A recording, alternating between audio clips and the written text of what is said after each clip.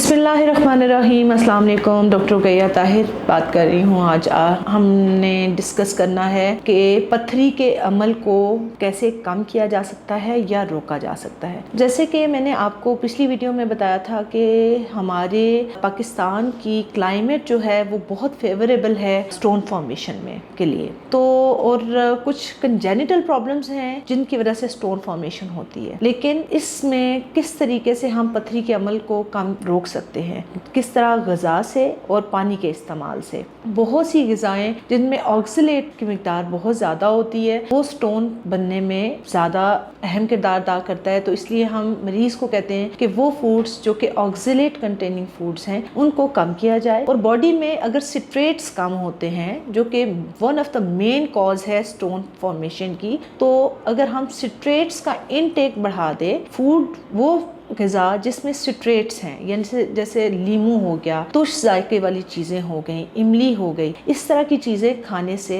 हम पथरी के बनने के अमल को रोक सकते हैं। नेक्स्ट चीज़ आ जाती है पानी का इनटेक। पानी का इनटेक हर इंडिविजुअल की वाटर रिक्वायरमेंट इज़ डिफरेंट। तो वो अगर एक मज़दूर है तो उसके वाटर इनटेक इज़ डिफरेंट, लेकिन जो एक घर में एक बंदा जो सेडेंट्री लाइफ स्टाइल में है उसका वाटर इनटेक डिफरेंट है। हम किस तरह से हम कह सकते हैं कि बंदे इंसान का वाटर इनटेक यूजुअली कितना होना चाहिए। मॉर्निंग में जब हम जो फर्स्ट यूरिन होता है वो यूजुअली डार्क येलो कलर का होता है क्योंकि वो ओवरनाइट यूरिन होता है। अगर हमारे यूरिन जो है वो डार्क कलर्ड यूरिन आ रहा है तो इट मीन्स आपकी बॉडी में वाटर का कमी है, आपको पानी का इंटेक बढ़ा देना चाहिए। हाँ, लेकिन अगर वाइट पेल कलर का यूरिन आ रहा है it means you have adequate amount of water inside your body. तो नॉर्मल जो घर में बंदा बैठा हुआ है उसके लिए 4 से 6 ग्लास भी पानी के काफ़ी हैं, लेकिन एक जो मजदूर है उसके लिए मे बी 3 लीटर पानी भी कम हो। तो ये हर इंडिविजुअल पे डिपेंड करता है स्टोन फॉर्मेशन।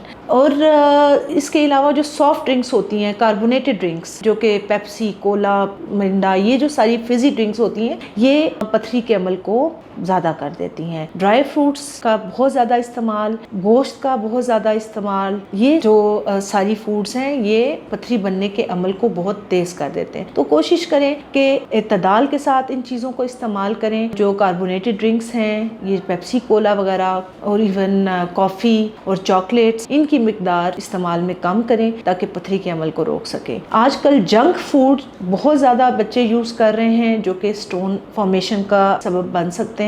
तो कोशिश करें कि जंक फूड को भी इत्तदाल के साथ इस्तेमाल किया जाए ताकि इस पथरी के बनने के अमल को रोका जा सके। शुक्रिया बहुत बहुत।